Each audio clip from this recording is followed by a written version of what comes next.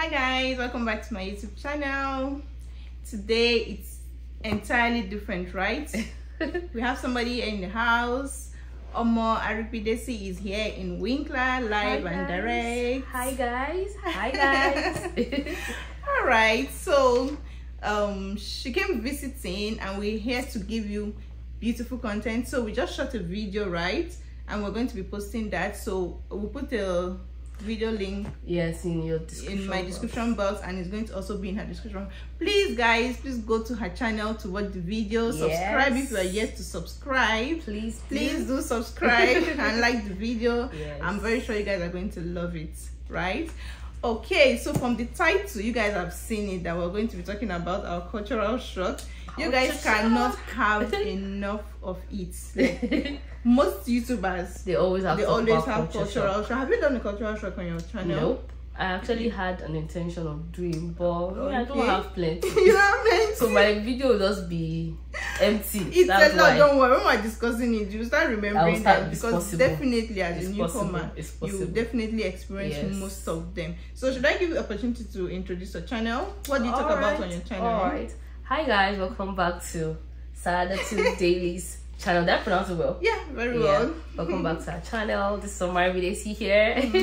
So my channel is all about lifestyle, my life in Canada, in Winnipeg, and I do a bit of, sit down talking to you guys, and I also do a bit of cooking videos, but it's more of lifestyle, like you just see Winnipeg and Canada through my eyes. But I think you started from Nigeria. Yes.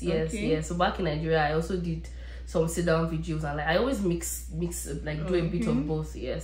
But now I do more of lifestyle. But don't worry, I have lots of information to share, lots of gist with you guys. So come to my channel. I'm going to put her channel name on the screen. I'm sure you guys are seeing it right now. Please go there and support us. So let's go right into it. The first thing that usually like shock my mind, like blow my mind even till now, is the way pedestrians are king. Like it's the opposite from where we're coming from. You see people walking on the street, just for the fact that the person is standing on the road, the car will stop for you, believing you want to cross. Especially when it's children they see. They automatically just slow down. They don't joke with children. They don't joke with children here. Like, I was really shocked, because where we're coming from, the way they taught us to cross the road is what? Left, right, and left again. You know, they will still tell you and left again. But over here, they are running. The way people even cross the road, in my mind I'm like, so is it because of why here they are crossing this road? Like some will just like that's sign that they press on the road, just press it and just stand. Yes. I'm like, really? So it's like cultural shock for me, because it's not the same. In fact, you receive insults. For me, I would say when I was in Nigeria, and I think that's the reason why I usually say I don't have a lot of culture shock, because I had done a whole lot of research, and there are certain things I've already seen.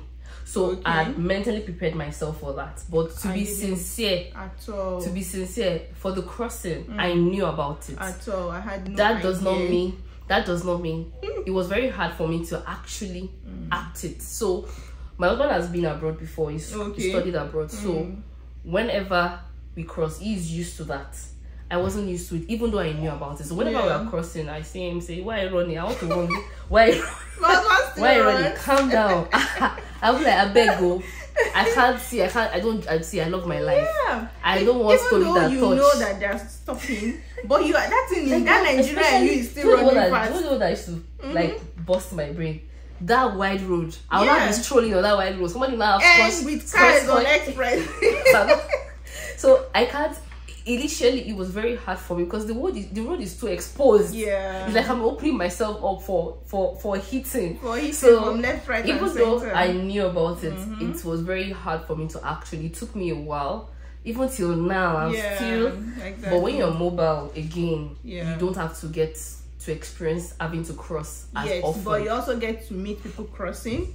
So you really have to be wary. That is the one that is like very important, because more tedious. When you just see somebody crossing or about to cross, you just reduce your speed. You watch that person. In fact, the traffic laws, like you allow that person reach the end of the road. If in case they want to come back, in case they decide to come back, allow them reach the other side before you move. So that's one major cultural shock for me. You know.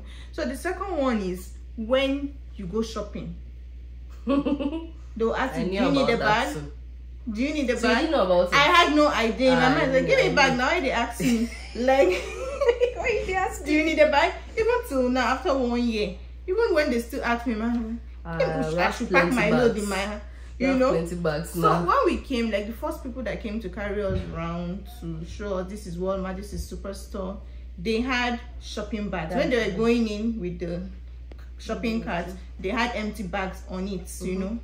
So I'm like, why are these people carrying bags? And they'll give you a bag now. So after the shopping, they were arranging it inside their bag. But if you go in without it, they'll finish counting your stuff. They'll not ask you. They'll ask you. Or sometimes you they will ask you first. Request, yes. Because they are going to pay for it. You know it's been paid for most times. Of course. Most times, I'll be every time. Every time, even in dollar stores, it's not free. You even pay the only place you get a free bag is when you go to fashion stores. So they'll put the clothes automatically. They'll put it for you in their own fashion designing bag. True. So but if you're going to a supermarket, if you're going, sometimes bag actually, sometimes. But if you're going to a supermarket, they will definitely they have the one that's your get size. Ready. So they have nylon for you. They have normal bag. They even have fancier bags according to how much you can pay. The one you want. So if you're a newcomer, the bags you buy, the first time, just be saving them. Just keep it. So when you're going shopping, you carry your bags, go into the store. When you finish buying your stuff, you use it to pack your stuff into the car. I think can be annoying because sometimes you forget. In fact, it can be so annoying. Sometimes when I go with another car, maybe the bags, we have a lot of bags in the other car, and I go with the car that I would be like, oh God, do I need to buy bags? And I have to buy a brand new one again to pack my things. And you look at it that if it's just 50 cents or like $1, but even carrying the carts with this weather, when you arrange your stuff inside very well, 3 bags, do you understand? You just put it in your boots, sharp. But if you have to now carry one by one, your fingers, you hate yourself. You just be insulting all the government of. Why they send you message? Why they send you message to you? In fact, so another thing, it's I don't know if you know about it before coming.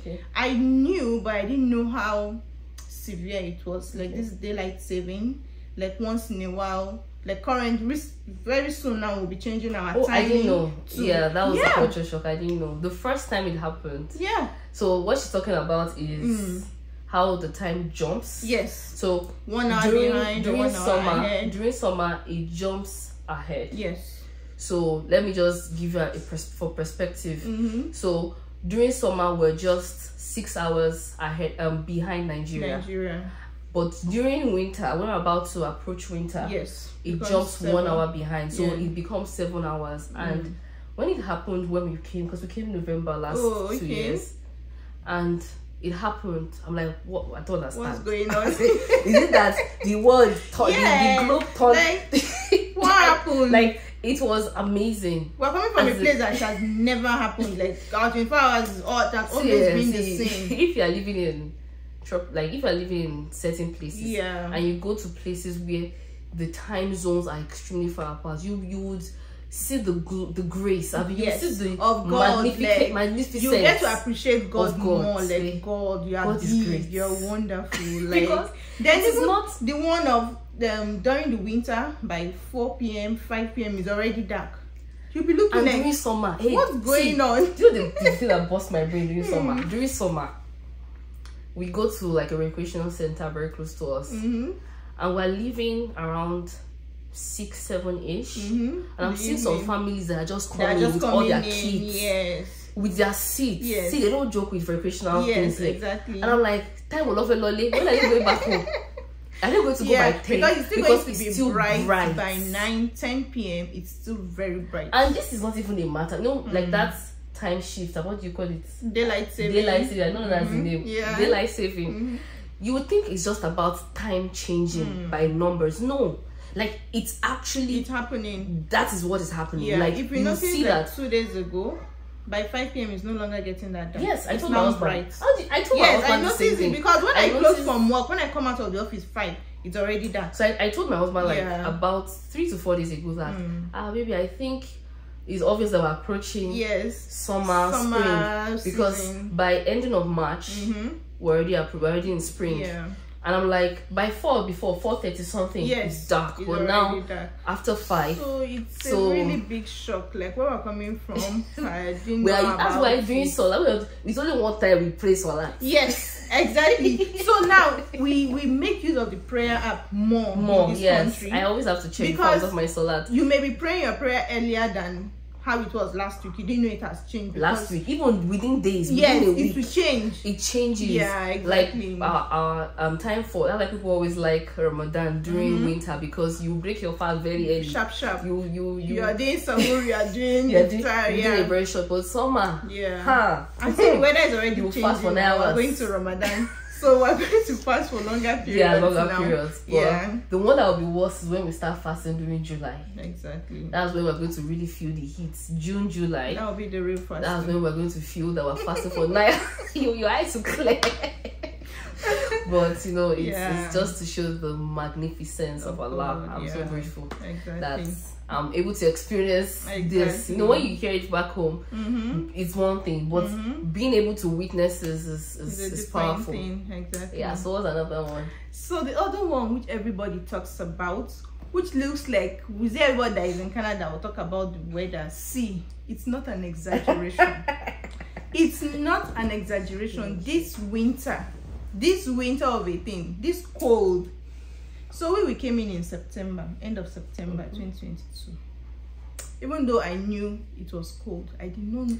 See, that cold slapped me. It slaps. Like when we were waiting for our Uber, when we came out of the airport was warm. I didn't even know. And I was still wearing hoodie inside the airport. When I came out, the way I ran back, I'm like, what? The Uber man was looking at a Pakistani guy was looking at me like, are you okay? Like, and you see them with shorts. Sleeveless, moving around. I wanted to tell you now that summer is still, September is still like pure water. But obviously for a Nigerian, we came in November. I came from Saadatu state. That is very hot. Saadatu, as at that time, the weather was like maybe 39 degrees. Then I now came to the opposite. I came in at 17 degrees. We came in at 7 degrees. 7. I was like, waiting be this. Is this my new life? Like, so I was now like, is it me that came in 17 degrees? I'm now in minus 17 and I'm surviving. I did a video on Instagram. I posted it recently on my YouTube that it's only if you're in Winnipeg or in Canada. I used Winnipeg because we experience, or Manitoba because we experience extreme weather. I was like, it's only if you're in Winnipeg you would relate to seeing minus 10 and minus 11, minus 12, sometimes minus 13. I remember I was not so cold because we have experienced minus 30 something, worse than that, minus 40 something. When we're seeing minus 4, thank God it's warm today. It was warm last. I'm like, am I the one saying it's warm at minus 5? Like, it's amazing how the body can acclimatize. Not that you like it, not that it is beautiful, but you just see how there's a bit of adjustment to that kind of weather. Because let me even tell you my own story. So when we used Ethiopia airline and we stopped at Addis Ababa, I did not know that it's a cold country too, that they have their cold. I didn't know. So I just had my hoodie. I didn't put on my jacket. Then we have to take a shuttle to the airport. And I stepped out of the plane and I was confused. You know, when it was 16 degrees, when they put on AC and the AC is extremely cold. Like imagine AC cold the whole of the country. Yes, exactly. It shocked me. So I was like, okay, no problem. Shock. Now I know that. So when we now got to we got to Winnipeg, when we got to Toronto, I felt a bit of cold, but Toronto was not so cold compared to, and I think I'd already started putting on my jacket then. Then we got to Winnipeg and I got out. See, that word slap is the best. It's a huge slap. It's the best way to define experience. Yes, exactly. It will just, it's like it start entering, ready to enter your body. Something you're not used to. It's like you enter freezer. What's this? And you are staying in that freezer. I know now, but like for a Nigerian who is in Nigeria, that's my God. It slapped me. And I was always complaining, like I didn't always want to go out. Yeah, I didn't want, I'm not saying going out to. I didn't want to leave my room to the sitting room every morning. Yes, exactly. Because it's I was just really, going to that cold. Extreme. So the weather, the winter is extreme. It's not something you can imagine until you really experience it. So that's the best advice I can give. And no matter how long you stay, you don't get used to it.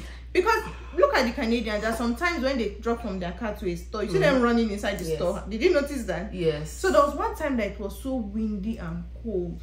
Like I got to where I was going. I was trying to kit up before coming out of the car, and I saw a Canadian, not well dressed, came down from the car and was running into the store. He didn't dress well. I was just telling my husband that even Canadian they run.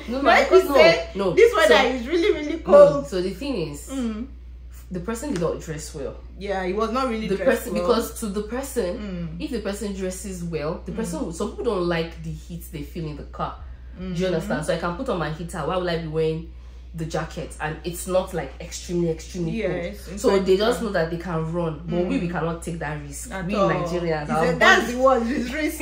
When you came in, I wanted to show you direction, and I came with just a shirt. I ran back. Like we can't take that risk because our body has we've spent so many years in that country, in Nigeria, that for us to now say after 1 year or 2 years we'll not be exposed. No, you feel it. Exactly. But one thing I can say, I won't say you can't get used to it.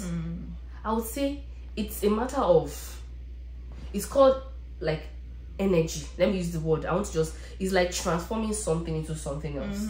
Or this transforming mechanical energy to electrical energy. So what I want to try and say is, it's more or less like seeing the beauty in it and seeing the usefulness. Like for me, I see it as, it's winter, right? And it's so cold. Let me kit up. When I want to go out, you have to dress but well. What am I going to benefit from the winter? I can benefit from the beauty of the snow. I can benefit from the activities during the snow. If I have, a lot of people are not happy that they were not happy that it wasn't really snowing, because they were not able to do all the snow outdoor activities. Yeah, that's true. Do you understand? So the winter there are some activities that are just limited to winter time, and those are the things I'm looking forward to when my kids grow up, by God's grace. I'm looking forward to experience that. To be sincere, I was telling her before we started this video, me personally, and that's it's a personal thing, I would prefer winter to summer. Definitely. Because I like the winter. I can kit up for winter. Do you understand? Yes, winter comes with its flu and all those things, but you will not die. I've had series of flu this winter, worse than even last year. But I did not die. Do you understand? But I can sleep during winter. I can't sleep when it's very hot. I can't. But the summer, even some people, especially Nigerians, even in the summer, you still see them with their hoodies because they're feeling cold. Yes, the summer of that it's the Canadians they see it as hot. Except in few cases where it is extremely hot. That's when the Nigerian too will feel like I mean summer is summer for me. You know. Although to be sincere, I get what you mean. Our summer last year is not the summer they used to experience. Because some people that even came in April, May, June, you still see them complaining that it's really cold, you know. And you that you've been here, you'll be like, they play like, you know. So I think I would say the summer last year wasn't cold. Spring wasn't hot. Spring was hotter than summer. Like I had taken strolls during spring. I remember one day I pushed Sekina out, and I was feeling myself like, I even did a video like for Instagram that it's good to take a walk. As soon as I dropped my phone, I'd already gone halfway. To go back, to go front, it's already far. I said, we'll send a message. It was 39. Whoa. I didn't have water. It was so hot. I think I remember that time. It was more or less like, because I'm feeling Nigeria, like this. I'm feeling Sokoto vibe. Like I remember that time. I was regretting it. I couldn't wait. From that day, I said to myself, I'm not going to take strolls. I was not going to take So it's there are two extremities, but for me, the winter is something I feel you can acclimatize. Your body can acclimatize to it. Yeah, they say that even like bad weather, it's bad dressing. Bad dressing. You just prepare for it. Prepare your home for winter. Prepare yourself for winter. Prepare your mindset. You cannot do anything about it. It has to come. Like I was dreading it when it came. We're already in it. Before we know it, we're entering summer. So exactly. That's just that about that. All right. So another shock, a very big one that we never knew. I don't know if you know of this one. The level of scam in this country. Ah, my sister. I'm like, what's going on? Like, it's so bad that sometimes, you know, sometimes when I wake up, there's either a text message or an email that has something to do with scam. I almost, as in, there was one that was even recent when they sent me a message that you received benefits from the government. I get that one regularly. I'll block this number. The next number to be sincere, I didn't refuse to click on the link because I thought it was scam.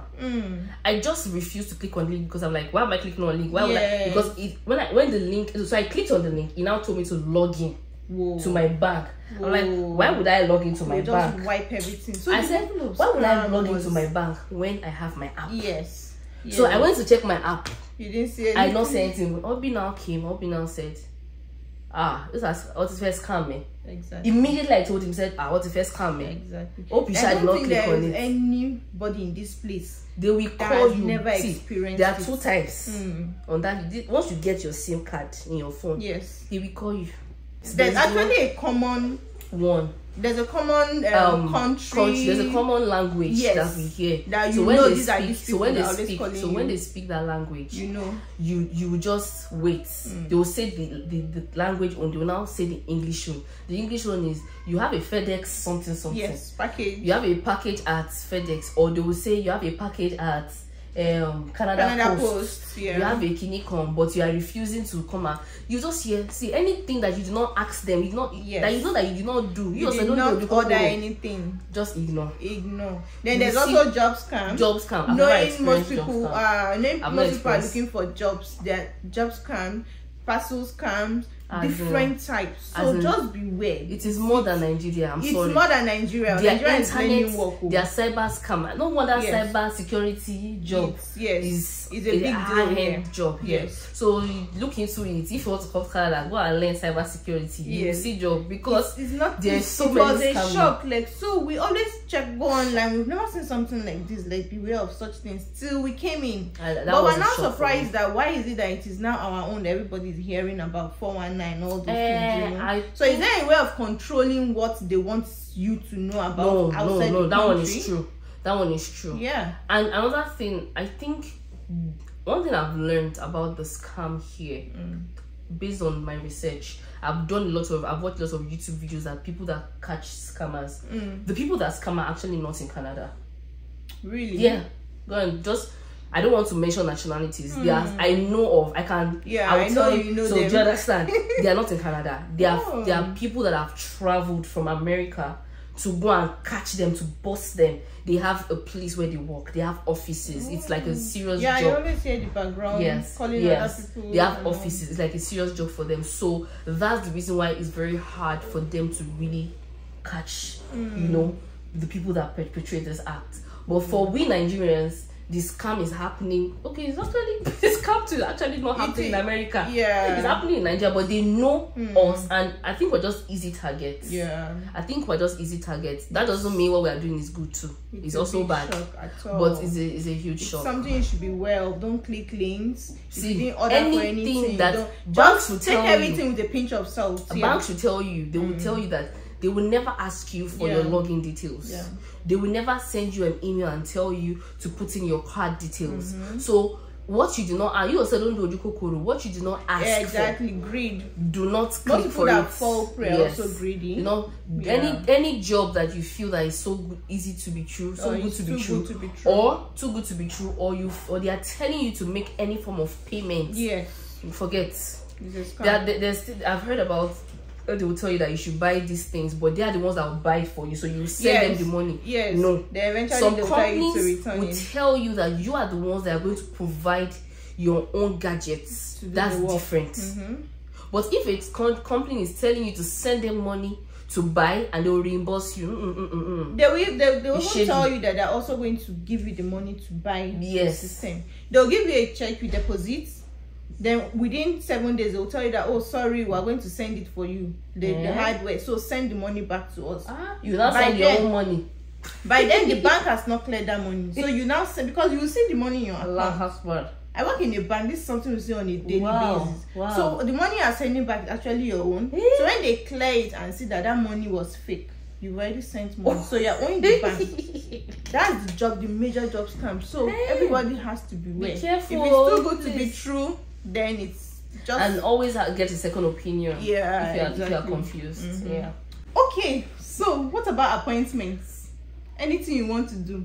It was a very, very big shock for me because I knew about it, but I didn't really know how it's cut into a lot of things. Like when we just came in, we first stayed in Winnipeg for some days. We're like, okay, tomorrow we'll go and open the bank account. We're going to all of us together. So okay, what time is your appointment? We're like, no appointment. So you need to fix appointment for that. So it was like a shock because coming from where we're coming from, you just walk into the bank. You just walk in. Even if you want to see the manager, it's possible you will see the manager at that time you want to see him. I don't think I know of any appointments. So most things you want to do here, you have to call ahead, and if you don't even call in good time, you hear them giving an appointment of maybe a month after or 2 months after. And I'm not, I think the appointments that I've had for a long period of time is medical. Yes, medical. And most times we know the reason. They are short. There's shortage of medical personnel, so that's understandable. Exactly. For me, the appointment is not a shock because I knew about it, and another reason why it's not a shock for me is because of I don't mind it. Me personally, I like it. I like to, because for the bank now, the bank, if I go to the bank, I know that this person is waiting for me. Like he has prepared all the documents for me. So it's not like I've never waited in the bank before. Because you went on appointment. Do you understand? Right? I have never waited in the bank before.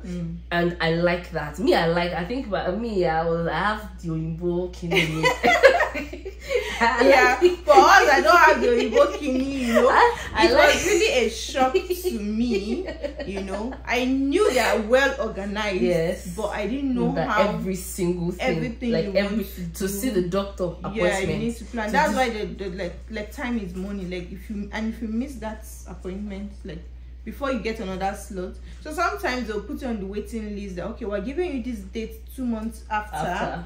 But we'll put you on a list if somebody calls to cancel, then we may put you in that space or something. Right. So it is so organized that everything is planned ahead. If not, all of us will just be falling over one another like we do now. Yeah, exactly. Because imagine you not having an appointment and everybody just goes. Some people don't get attended to, and it's going to be very frustrating. So another thing is the medical aspects. Did you know about how the medical aspect of Canada is not really like perfect? Yeah, like, so I actually have a video I'm going to shoot on that because I want to share my experience about the medical aspect. For me, I have, like I said, like I did a whole lot of research. So I knew about it, but obviously there's going to be a bit of the experience factor, like when you actually experience it. So I would say I've heard that it's not perfect, but for me, I feel the imperfection comes in mostly when you need to see the doctor immediately. Like emergency? Yes, like when you are not feeling fine at the moment and you need to see the doctor. Like you're having a running stomach and you need to be attended to. That's when because they take their time, like we talked about before, the appointment. There is no rush. So if you need to see, they'll even tell you on the phone if you are calling. The first thing they will say is if you have an emergency. Call 911 because we are not going to attend to you. Even they don't even have all the resources. The way the emergency clinics or the hospitals are is different from how the family clinics are. The family clinics just have like basic things. So which makes sense. So for me, I would say when it comes to the family clinic, the walk-in clinics, I don't have an issue with it.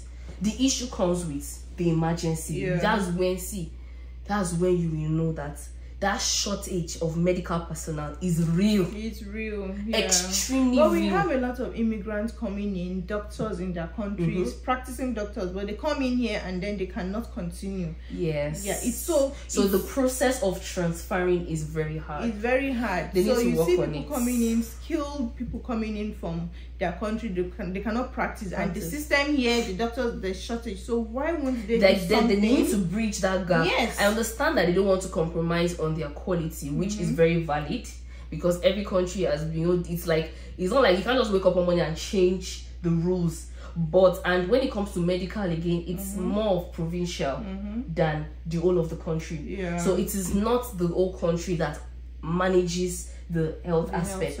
I think it's a province thing. So each province has to let me give you an example. I have a friend that she's in somewhere in, I think she's in Alberta, I don't know, she's in one province, and she said that her husband was able to transfer his nursing career. Like that city or province has done something that the exam process is not hard. Yeah, it's not as long, so it's practicing as a nurse. Nova Scotia, I don't know if it's already implemented. I'm not even sure, but I think she's in Alberta, I'm not sure. And is already a practicing nurse, and they relocated. I think they even relocated after I did. Do you understand? So it's more of a provincial thing. I think they are trying to work on it. I don't know. I hope they do, because it is becoming so hard. It's really hard, because you just be praying that, especially when you have kids, you pray that you don't have emergency. God, I hope there's no emergency. I hope there's no issues. Like because my son broke his leg recently. Wow. He had a broken feet from school. They called us. We picked him up to the hospital. So my husband took him because I was busy. My husband went there. My husband went there with the thought that, in fact, the way they are going to grab him, do this, do that, because my son was screaming. His leg was obviously broken. But the way they were like taking their time, like they won't tell, okay, sit down, we'll attend to you. Then, because sometimes you go there, you see a case that is even more of an emergency than you. So so nobody will even tell you. You'll be like this case I met, or is even more than mine. So that's one thing they do. So it's on like in a Nigerian setting. There's no time you go to the hospital, walk in, no appointment. You see doctor. You see somebody to attend to. In Nigeria? Yes, in Nigeria. Private, no, talking of private organizations. You should specify now. You just said Nigeria. No, not government. Okay, yeah. Even government hospitals, they no doctor. No, you can't go to emergency government hospital and they will just attend to you. Okay, yeah, that's true. So let's. Are you forgotten? No, I don't use government. No, I don't. They carry no, what? So I'll get it. No. This is part of it. Actually, it's still part of it. No, it's the fun of it. So yeah. The thing is, whenever people compare, I always like people to put. Okay, so now let's divide it into government hospital then private hospital. Because the hospitals we are dealing with here is government. It's government. So if you want to compare. No. So we're not looking at the government aspect. You are talking of Nigeria now. I'm talking of private. Private, they want because you have your money now. Yeah, you have your always your NHIS. Everything is. Oh, yours is NHIS. Yes, of course. So it's definitely you see a doctor. You can even choose the one you want to even see, because you see like 3-4 available at a time. This is a personal experience. Yes. When I say personal, it's not a general. Every private hospital. Even private hospital. When I was pregnant with Sekina, I used to have severe constipation that causes pain, and I went to, there's a private hospital that was very close by. I had to go there because I couldn't go to my main hospital. My main hospital was a government hospital, which is a bit far. I had to wait for like 2 hours before the gynecologist was able to see me. There was a consultant, but he couldn't solve my problem. So he was telling me nonsense, and eventually when he realized I was not able to solve my problem, because I was screaming. Like every time I try to go to the bathroom, the pain was so bad. It was so terrible. I had to wait almost 2-3 hours. Me, when I was in Nigeria, government hospital, teaching hospital, because I usually come back sad, angry. Like one time I had dental issue, I had to go to a teaching hospital. I eventually left that place and went to private, So that's a different ball game entirely. Yes. So looking at private, at least you go, that somebody is going to attend to you, you understand? But over here, not that they will not attend to you, but the way they will take it, like, you see a lot of skits or people making skits that they'll carry blood, everything, thinking that they'll attend to you hurriedly, but the way they will just make it look like, oh, it's not a big deal, we'll see this every time. They don't rush. Yeah, they actually don't rush. I think one thing they do, because at the end of the day, the rushing, to be fair, the rushing is not going to, they don't joke with labor. Like pregnancy. When I wanted to give birth, they were in a hurry. Like, the way things progressed, the way they carried me from where I was to upstairs, they don't. But I think at the end of the day, if they rush, it's not going to do anything, because they have to attend to somebody. And at the same time, one thing I realized they do is they check the level of emergency. So what do you think is emergency? It's not an emergency. They will check your pain level. Yes. Yes, they usually ask you on a scale of 1 to 10, what is your pain level? They'll check your pain level, number 1. Number 2, because of their short staff. Yes. They cannot keep themselves. But that's short staff. They need to do something about one it. Has to really have in mind, make research. Because you know that some people, when you ask them why do you want to come to Canada, you be like, because of the health, I want a better health, I want a clinical. When you're saying that part, you have to really research. Like if you have a health issue, like a serious health issue that requires emergency, yes, no, you should really make your research. There are some other health aspects that they will attend that you can benefit from. Yeah. So okay, so the next one is road tests. I'm sure you've seen a lot of immigrants where videos where immigrants are celebrating that they pass their road test. You can now drive in Canada. It's like a big deal over here. Like the way people the road the driving test is in 2 parts. Okay. The oral and then the practical. So when you pass that one first, the first oral one, you now start preparing for the practical. And some people even fail the oral one. They write it like 2-3 times, you know. When you now scale that one and you now go for the practical and you now pass, it calls for a huge celebration, right? Because the way people the driving over here, if you're not licensed to drive, in fact when you won't have the class 5A or so, the one after you pass the oral, they'll give you a license. Like you can't even drive alone. You need you have to have a supervisor. Exactly. So that's the reason why people really celebrate it because over here. Like a lot of people fail it. People write tests like 4 times, 5 times. Unlike like where you're coming from, it's not really like you can still drive. Even they'll still catch you sometime. Once in a while they could catch you, but you know it's not as stringent as over here. Yeah, so a lot of people celebrate. Like I for one, I did because within that time when I wrote my oral. How many times did you do the road test? I just did one, but just first attempts. Nice. But people around me at that time wrote it twice. You know, I have somebody over here that even did it 3 times. The first one, he just felt. What now? He's not driving, you know, because one with the mentality like from Nigeria, I was driving for 15 years. I will not be able to drive. You know, you come here and you'll be shocked. You feel very shocked. So I was really scared. And then in the practical also, first attempt, I passed it. Yeah. Congratulations. Yeah. So the way people celebrate, I'm like, before it happened to me, I used to be like, what's the big deal? You know, I didn't really know. Have you done yours? My sister, I've done one. I'm hoping to do another. Okay, you've done the oral, then you're meaning the practical. Yes. But I thought they give a time slot, a time frame. No, it's just that you pick the time when you're ready. Oh, okay. Yes. Okay, so this one has not happened to me, but it's something that people talk about, and I've seen actually happening. Like when a pregnant woman and a Canadian, the way they're very inquisitive about your pregnancy. Yes, they'll ask you, asking questions. A boy, a girl? What's the due date? You that are even trying to like are you having a boy or a girl? Like, can I touch? Can I? Maybe like. I remember when I gave birth to Samia, and you're like, "What's her name?" I'm like, "Sometimes I'm not even ready to share to the world."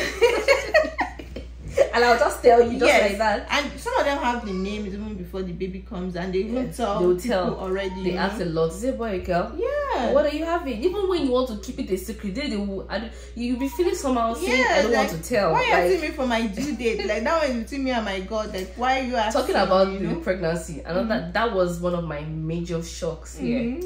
When I was asked, when I told my doctor I was pregnant. I know when you tell your doctor, when your doctor finds out you're pregnant, because I had to still do tests there for them to confirm. So when he saw the results, you know, in Nigeria they'll tell you congratulations. And my doctor said, "Okay, what do you want to do?" And I was like, I didn't understand. He said, "Do you want to keep it?" Money, why me? Nigeria will first say congratulations, even if they know that maybe it's from a young girl. If you are very young, the approach of even finding out you're pregnant will be different. And he knows I have a daughter. I even push the shoulder of my daughter to that place. You're not asking me, do I want to keep it? No, I don't want to keep it. I was very shocked. Like I was very shocked. And I was like, yes, I want to talk about like where we're coming from. We don't do that. Like you don't say you want to touch my pregnancy. Why now? Or you're asking me when I might do.